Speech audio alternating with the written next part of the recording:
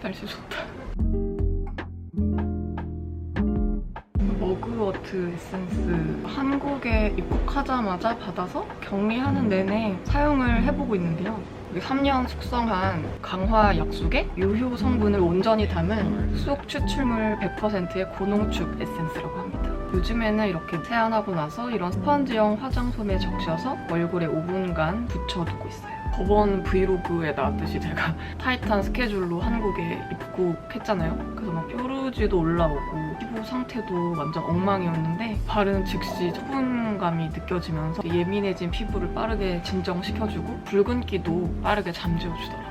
에센스지만 이렇게 묽은 제형이라서 메이크업 전에 사용하기에도 무리가 없을 것 같아요. 지금 두바이는 한참 더울 텐데 계절 타지 않고 잘 사용할 수 있을 것 같은 추천템입니다. 안 그래도 이제 두바이 가기 전에 올리브영을 제가 털고 갈 예정인데 이미 올리브영에서 스킨케어 1위를 여러 번 했던 제품이라고 하더라고요.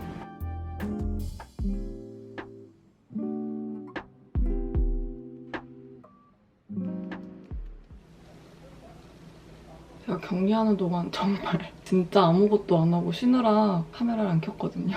이번에는 입을 터는 영상을 만들어 볼까 합니다. 그래서 제가 질문을 좀 받아봤거든요.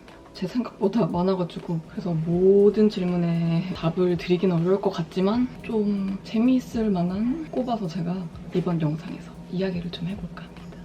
먼저 첫 번째 질문, 한국에 얼마나 있는지, 격리 끝나면 한국에서 뭐 할 건지, 저의 휴가 계획 물어보신 분들이 많았어요. 3주 조금 넘게 한 달 좀 안 되게 있다가 복귀를 할 계획이고 거기서 격리 2주를 뺀 일주일 남짓 되는 기간이 저의 자유시간입니다. 뭐 딱히 뭐 계획이 있는 건 없고 워낙 오랜만에 온 거니까 가족들이랑 시간 보내고 친구들 얼굴 한 번씩 보고 나면 일주일이 훌쩍 가지 않을까 싶어요. 두바이 물과 한국의 물 차이 많이 나나요? 물 맛이라던가 샤워 후 피부 질감의 차이. 사실 제가 그렇게 예민한 편이 아니어서 두바이 살 때 딱히 못 느꼈던 부분이에요. 샤워 필터 꼭꼭 쓰는 친구들도 있는데 저는 딱히 사용하지 않고 있어요. 근데 이게 한국에 오면은 피부로 딱 느껴지더라고요. 한국에 와서 씻으면 피부가 미끈미끈해. 한국 물이 진짜 좋긴 좋은가 봐요. 영상 보면 요리 간편하고 쉽게 만드시던데 자취생들을 위해 요리 버전 간단히 알려주세요. 제 요리는 좀 편집발인 것 같아요.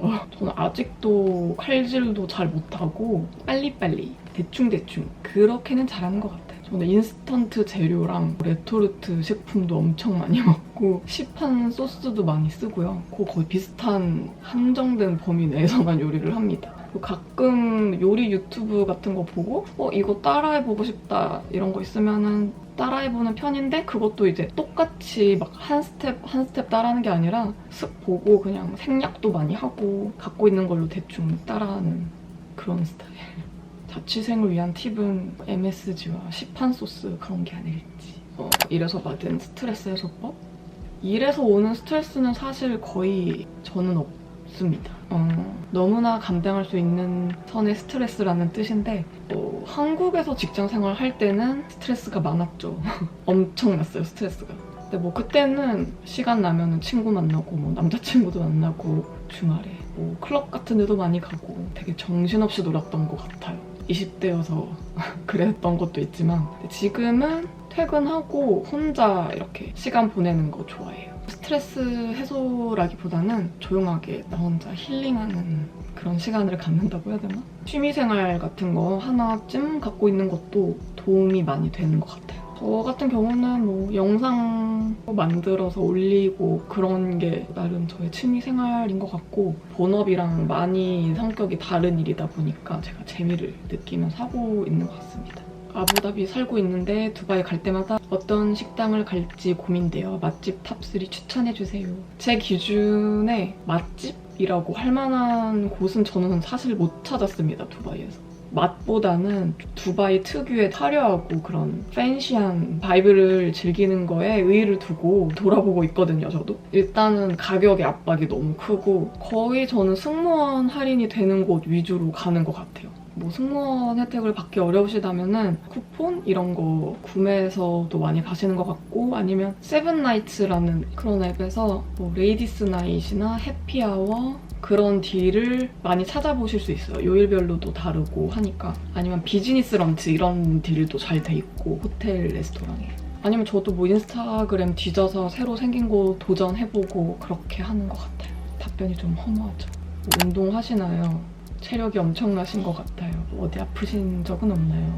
저는 운동을 해야겠다고 정말 계속 생각은 하고 있는데 솔직히 말해서 운동 같은 운동을 해본 적은 없어요. 그럼 시간 내서 걷고 이 정도 말고는. 체력이 엄청 좋다 이런 건 아니지만 잔병치레를 하는 스타일이 아니기는 해요. 뭐 놀 때나 막 의지가 강해서 뭐를 해야 되거나 이러면은 좀 호랑이 기운이 솟아나는 것 같기도 하고 비행하는 일이 체력적으로 고된 일이 맞죠. 밤샐 일도 특히 많고. 근데 뭐 이게 일을 하다 보니까 나름의 요령 같은 게 생긴 것 같기도 해요. 미리 스케줄을 어떻게 조정해서 뭐 체력 안배를 한다거나 잠을 잘 수 있는 컨디션을 만든다거나 기본적인 체력이 된다는 전제하에 일종의 자기 최면과 버텨내려고 하는 정신력이 더 중요하다고 생각하는 주의예요. 저 꼰대 같죠? 제일 좋아하는 영상. 아무래도 이 시국 전에 자유롭게 전 세계 도시들을 방문하던 순간들을 제가 담은 영상. 저는 지금도 종종 제 거지만 돌려보거든요. 도시 풍경들 뿐만 아니라 이제 그 당시에 어떤 심리 상태라든지 그런 게 생생하게 기억이 나서 뭐 그런 게 좋더라고요. 뭐 사소한 순간들이었어도 기록해놓길 잘했다 그렇게 생각하고 있어요. 정말 돼지고기 안 파나요? 기본적으로 무슬림 사회에서는 술이랑 돼지고기를 금합니다. 하지만 두바이는 무슬림 국가 도시들 중에 가장 개방적인 편이에요. 외국인들이 거주하는 비율도 굉장히 높기 때문에 물론 한국처럼 도처에 널려있진 않지만 한인마트나 중국마트 같은 데 가면 살 수 있고 일반 슈퍼마켓도 좀 규모가 있는 곳에 가면 논 무슬림 코너가 따로 있어요. 돼지고기나 뭐 돼지고기로 만든 햄 이런 거 팝니다. 아니면 뭐 승무원들은 비행 가서 사오기도 하고요. 술은 호텔에 소속돼 있는 레스토랑이나 바에 가면은 사 먹을 수 있습니다. 그리고 두바이로 곧 이동하신다는 분도 계셨어요. 두바이 꿀팁, 꼭 가져가야 하는 필수품 질문 주셔서 16년도에 조인하던 데를 한번 떠올려봤어요. 그때 난 뭘 챙겼나? 밥을 꼭꼭 챙겨 먹는 사람이라서 한국 브랜드 밥솥을 사가지고 가져왔던 게 기억나네요. 저렴하고 질 좋은 한국 브랜드 화장품이나 마스크팩 이런 거는 지금도 한국 올 기회 있을 때마다 계속 쟁여가고 있어요. 근데 두바이도 사막이지만 사람 사는 곳이거든요. 요새는 중동으로 배송 중개하는 서비스? 그런 사이트도 많이 생겨나고 해서 큰 걱정하지 않으셔도 될 것 같습니다. 승무원이나 기장은 여러 도시 비행하다 보면 건망증이나 단기 기억에 혼란이 온다던데 진짜 그래요? 랜딩 하자마자 뭐 갑자기 누구 만나서 너 어디 갔다 오니? 이러면 나 어디 갔다 왔지? 뭐 이럴 때도 있고 아까 25 알파가 뭐 갖다 달라고 했는데 막 그게 집에 왔는데 생각나고. 근데 이런 에피소드를 어디서 들으셨던 것 같아요. 흔한 에피소드입니다. 근데 이거는 뭐 건망증이나 단기 기억에 막 혼란 뭐 그렇게 말하기는 좀 그렇고 약간 자주 섞인 크루 유머입니다, 이거는. 저희가 비행하면서 접하게 되는 정보들이 오랫동안 기억을 하고 외워야 되는 뭐 그런 것들에 비해서는 중요도가 낮잖아요. 비행기가 랜딩하면 바로 머릿속에서 지워버릴 그럴 정보들이죠. 너무 바쁘고 하면은 뭐 생길 수도 있는 그런 에피소드입니다. 그래서 크루들이 항상 수첩 같은 거 펜 항상 갖고 다니고 메모를 생활화하는 것 같아요. 수우파 최애. 두바이에서는 엠넷 수우파가 안 나오더라고요. 그래서 제가 정주행하진 못했고 한국에 와서 클립들을 봤는데 제 최애는 허니제이님입니다. 캐릭터도 멋지고 춤출 때 모습이 완전 걸크러쉬. 한국 집에 가야 역시 집이 최고야 하세요? 아니면 북 집에 가야 역시 집이 최고야 하세요? 이거 되게 재밌는 약간 예리한 질문인 것 같아요. 이런 주제로 두바이 친구들, 동료들이랑 진짜 얘기 많이 나눴는데 3년 차까지는 한국으로 오갈 때마다 정말 힘들었어요. 심적으로. 아마 눈물 흘리고 막 이런 친구들도 있을 거예요. 휴가가 끝나고 복귀할 때가 되면은 기분이 막 미친 듯이 다운되고 뭔가 이상한 거예요. 나는 이제 한국에 사는 사람이 아니구나 막 이런 생각이 들면서 이제 두바이에 딱 돌아왔을 때 텅 빈 집에 혼자 들어오는 이 기분 너무 싫다, 쓸쓸하다. 내가 무슨 부귀영화를 누리겠다고 이런 생각을 하던 때가 있었어요, 저도. 근데 사람마다 다르겠지만 이게 덜 힘들어지는 시기가 오더라고요. 아, 아늑하다. 정말 온전한 나만의 공간이다. 이런 생각을 언젠가부터 하기 시작했어요. 그래서 이 감정 뭐지? 뭐 그랬었던 기억이 나요. 생각과 관점의 차이인 게 두바이에는 오래된 친구나 가족들이 없잖아요. 이게 마냥 외로움으로 다가올 수도 있겠지만 하나의 인간으로서 정말 독립된 삶을 꾸릴 수 있는 그런 기회다. 그렇게 생각하면 이 기회가 감사하고 멋지고 재미고 하기도 하더라고요, 저는. 말로 설명하려니까 어렵네.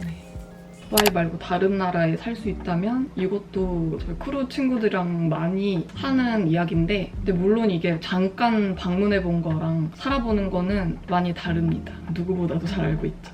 그럼에도 불구하고 그냥 재미로 꼽아보자면 뭐 많은 분들이 아시는 저의 최애 도시 방콕, 홍콩, 상해? 이렇게?